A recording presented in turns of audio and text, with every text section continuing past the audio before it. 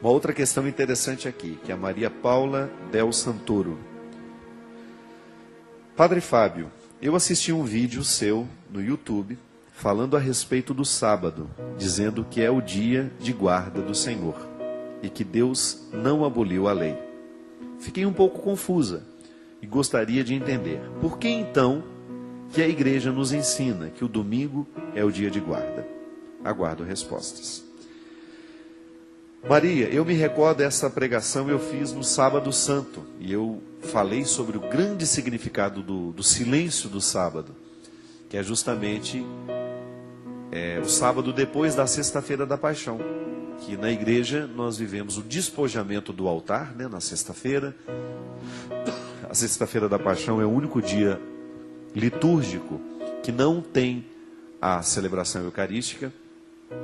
Então, quando nós retiramos todas as vestes do altar e nós mostramos, queremos trazer para o rito religioso, fazer memória ao momento do Calvário, o sábado inicia sob a força desta mística. Nós estamos em silêncio, porque o Cristo está morto.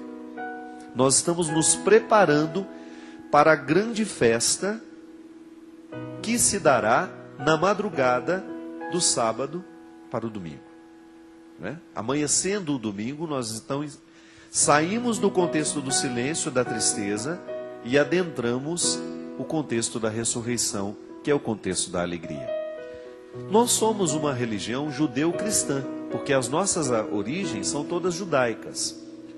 Os judeus guardam o sábado, é o dia do Senhor. Só que a ressurreição de Jesus, que acontece num domingo, ao terceiro dia após a sua morte, a igreja começou a guardar o domingo por ser ele o dia da ressurreição.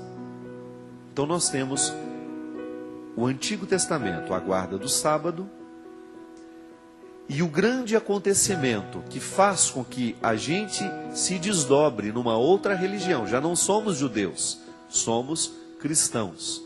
Então guardamos o domingo, porque o domingo é o dia da ressurreição do Senhor. O dia em que nós entramos no contexto do ressuscitado. Nós saímos... É interessante isso, porque o tempo todo nós temos, dentro do cristianismo, esse deslocamento do antigo para o novo. Eu fiz uma pregação há pouco tempo agora na Canção Nova, em que eu falava de Sara, de Abraão, como aqueles que, no contexto daquela pregação, eles representavam o Antigo Testamento. E Jesus, a palavra do Novo. A gente canta no Tão Sublime Sacramento, né? Que o Antigo Testamento deu ao Novo o seu lugar. Por quê? Porque nós acreditamos na revelação que Jesus nos fez. Jesus é o Deus revelado. Jesus nos ensinou tudo sobre o coração de Deus.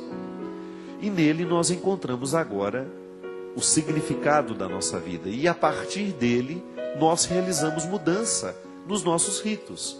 E um deles é fazer com que o dia santo seja agora o dia da sua ressurreição. E é interessante, minha gente, porque o tempo todo nós estamos fazendo esse processo de transição. O Êxodo é o período da passagem, né? Essa travessia do povo de um esquema de escravidão para um território de liberdade.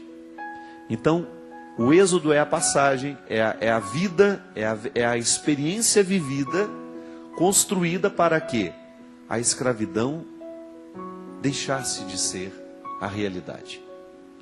Eles queriam avançar para uma terra onde eles poderiam ser livres. O Êxodo é esse tempo de passagem. É o cotidiano. É a vida do povo sempre a caminho dessa liberdade tão desejada. O tempo todo nós vivemos essa experiência também, porque eu tenho os meus êxodos, você tem os seus. Você também precisa realizar as suas passagens. Você precisa sair dos territórios das suas escravidões para avançar e chegar aos territórios tão desejados da liberdade. De maneira que nós vivemos na nossa vida as dinâmicas do Antigo e do Novo Testamento. Eu sou judeu cristão. Eu tenho as minhas raízes judaicas. Por isso que compreender o judaísmo é importantíssimo para eu entender os novos significados que o cristianismo me traz. Mas eu não sou por acaso. Eu tenho raízes judaicas. Eu preciso compreender o porquê do judeu acreditar desta forma. Porque Jesus era judeu. Mas ele, com a sua vida, com a sua palavra, com a revelação que ele nos traz, ele faz com que o contexto antigo em que ele nasce, em que ele é educado, seja modificado, seja transformado pela ação da sua redenção. E um dos aspectos mais interessantes, que nós precisamos o tempo todo ter consciência, é que Jesus nos faz livres das amarras da lei. Jesus vai nos dizer que a partir do momento que nós mergulhamos no mistério de Deus, a lei deixa de estar fora de nós, como os judeus que amarravam, nos rins, trechos da Sagrada Escritura, porque eles acreditavam que ter aquela palavra amarrada, aqueles versículos normativos, jurídicos, que tê-los amarrados na cintura era uma maneira de se recordar, que eles tinham de recordar o compromisso que aquela lei pedia para eles. Amarrar a lei na cintura era de alguma maneira estar comprometido com os desdobramentos práticos do que aquela lei pedia. Só que aí Jesus vai dizer que agora, com a sua vinda, com a sua morte, com a sua ressurreição, o cristão não precisa mais ter a lei de fora. A lei de fora pode até existir, mas ela é apenas um referencial. Porque, na verdade, a verdadeira lei já está escrita nos corações. E a gente sabe o tanto que é difícil a gente viver essa liberdade interior. Porque ter a lei escrita no coração não é outra coisa senão você viver a liberdade interior que Cristo lhe garante. Quando eu mergulho no mistério de Jesus, eu me transformo num ser livre. Porque a adesão a Jesus faz a gente livrar-se dos excessos, como eu dizia no início do programa. Porque eu sigo Jesus, então eu quero ter um coração mais leve. Eu quero estar comprometido com a bondade, eu quero estar comprometido com a verdade. Eu quero me comprometer com as coisas boas. Eu quero com a minha vida diminuir o poder do mal.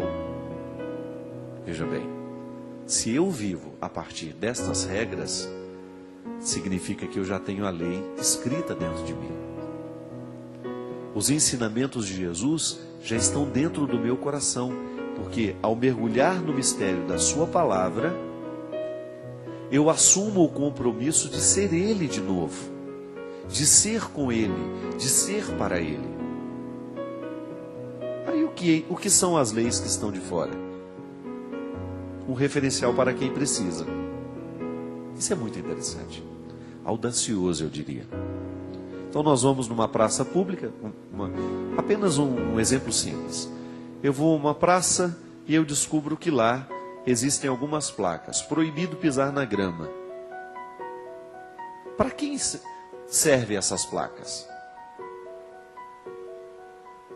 Para aquelas pessoas que ainda não sabem respeitar os jardins.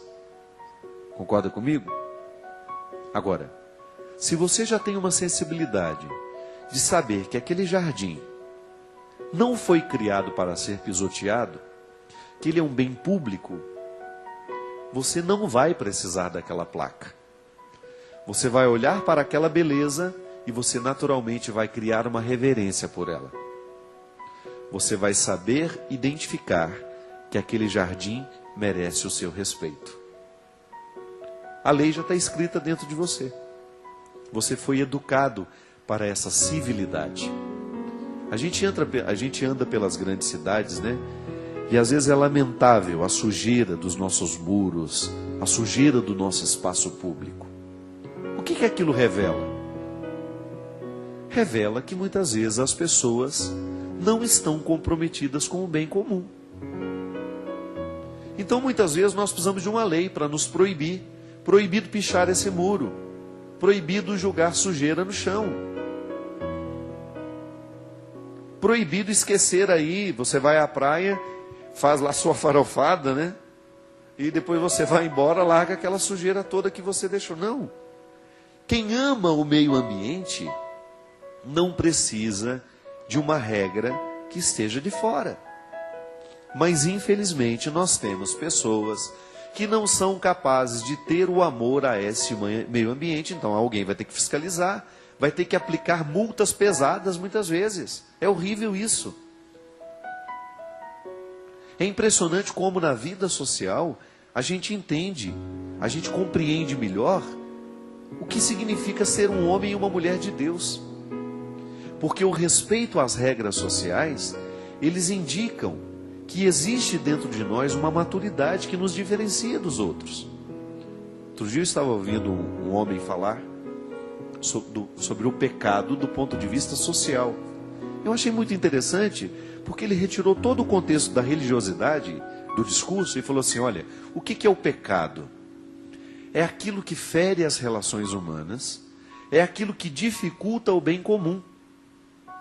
Aí ele falava assim: quando eu educo meu filho e ensino para ele valores, quando eu entrego para ele um código de honra, que vai ajudá-lo a viver melhor com as pessoas, que vai ajudar a viver melhor no trabalho, que vai ajudar a tratar melhor a esposa que ele vai ter um dia, ou tratar com respeito e dignidade as namoradas que vão passar pela vida dele. Quando eu ensino para ele que a droga destrói, para ele não se deixar levar pelos vícios, eu estou favorecendo a sociedade, dando à sociedade um ser humano equilibrado. Isso é fantástico. É o que as religiões precisam fazer. E como é que a gente precisa melhorar essa produção humana a partir da religião? Ensinando regras. Agora, essas regras precisam vir morar dentro de nós. Dentro de nós. Eu me recordo que por ocasião daquela confusão danada do aborto, vai ter a lei do aborto, não vai ter a lei do aborto. Eu me lembro que eu disse uma coisa que eu fui muito mal interpretado, e eu dou até a razão, porque eu realmente não me expressei bem. Eu não tive tempo de explicar o que eu estava dizendo. Mas eu me recordo que na hora eu disse assim: se vai ter a lei do aborto ou não, para o cristão isso não faz diferença. Por quê? Porque mesmo que seja permitido, o cristão nunca vai abortar. O verdadeiro cristão, o que está vivendo o compromisso de ter a lei de Deus escrita dentro de si, ele nunca vai negligenciar a vida humana. É claro, gente, e depois eu pensei melhor sobre isso. Quando você abre a possibilidade de abortar legalmente uma criança, é claro que você vai facilitar o crime. E definitivamente nós não podemos ser a favor da legalização do aborto. Mas por outro lado, você tem que pensar que mesmo que você viva numa sociedade totalmente secularizada, sem nenhum respeito às leis de Deus, o verdadeiro cristão saberá se portar diante de tudo isso. Então nós temos que lutar para nunca serem aprovadas essas leis. Mas você tem que saber também que a lei inscrita no coração está acima de qualquer documento que porventura possam colocar diante de nós. E era isso que eu queria dizer naquela hora, e não tive oportunidade, e não tive muito tempo de dizer. O que modifica de fato, o que queremos, o que fazemos, é a lei que trazemos dentro de nós. É a nossa verdade fundamental. É aquilo que a gente falava no nosso programa. Retire os seus excessos para você saber quem você é. Se você quer realmente saber quem é você, retire os seus excessos para ver o que sobra. O que você realmente acredita. Tenha coragem de se fazer essas perguntas. São perguntas para você responder a vida inteira. Quem é você? No que você acredita? Quais são os seus valores? O que é que rege as suas decisões? Qual é o seu código de conduta? Qual é o seu código de honra? O que realmente nessa vida para você importa? O que é que você realmente quer fazer acontecer? Onde é que está a sua luta? Onde é que você derrama o seu sangue? Onde é que você coloca o seu empenho? Essas são as perguntas que norteiam a nossa conversão. Porque quando nós respondemos com sinceridade essas perguntas, a gente vai ter condições de saber em que degrau dessa escadaria da salvação nós estamos situados. E aí a gente vai descobrir, a partir da resposta que nós vamos dar a todas essas perguntas, nós vamos descobrir qual é o esforço que a gente precisa fazer para a gente poder avançar um pouco mais nessa escadaria. Porque às vezes a gente corre o risco de não chegar à resposta, é porque a gente ainda não se fez a pergunta. Às vezes a gente corre o risco de viver no segmento de Jesus sem reflexão. A gente corre o risco de sacralizar os nossos crimes, né? De guardá-los dentro de uma redoma. Não, não queira isso. Viva o seu cristianismo a céu aberto. Dá mais trabalho. Dá mais trabalho. É como você querer proteger um móvel de madeira bonito que está exposto ao tempo. Precisará de manutenção regularmente, senão ele estraga, perde a beleza. Mas nós somos assim. A graça de Deus nos dá esse restauro sempre que buscamos por ela. Aí a gente vai viver a céu aberto. É a céu aberto que nós precisamos viver o nosso cristianismo. Não é nas nossas redomas de proteção. Você vai viver o seu cristianismo no desafio do seu dia a dia. Aí, no lugar onde é tão difícil ser quem aplicar os seus valores e lutar para que eles possam transformar os valores de quem você encontrar pela vida. É fácil? Não é não. Mas Jesus não prometeu que seria. É só você ter a certeza de que Ele está contigo. E que não desistir é sempre a opção mais interessante, mais inteligente. Obrigado pela sua companhia. Até a semana que vem, se Deus quiser. Derrame o Deus Todo-Poderoso sobre o nosso coração, sobre a nossa vida, a sua bênção. Ele que é Pai, Filho e Espírito Santo. Amém. Se a cruz lhe pesa, não é para se entregar, mas para aprender a amar, como alguém que não desiste. A dor faz parte do cultivo dessa fé, pois só sabe o que se quer quem luta para conseguir ser feliz. Não desista do amor, não desista de amar, não se entregue à dor, porque ela um dia vai passar. Se a cruz lhe pesou e quer se entregar ao como se